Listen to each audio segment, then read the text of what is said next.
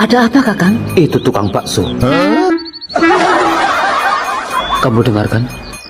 Tapi aku rasa bukan. Aku paham suaranya. Tidak mungkin salah. Bukan, itu beda.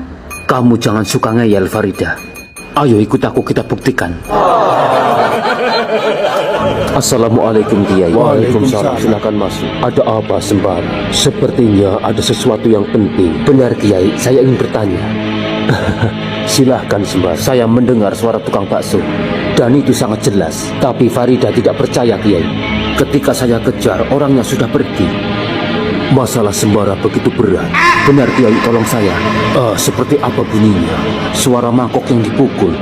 Gawat. Ini malah petaka. Ini bulan puasa. Jika benar itu tukang bakso, bisa jadi bencana. Bencana apa, Kiai?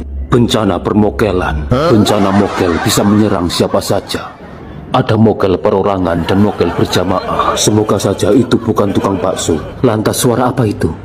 Pasti tukang bakso, aku yakin. Tapi bisa juga suara seperti itu tukang mie ayam. Bisa juga cilok.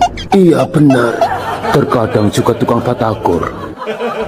Berapa kali dipukulnya? Sekitar 6-7. Nanti aku buka kitab untuk memastikan suara yang kamu dengar itu apakah benar suara bakso. Nanti aku kabari.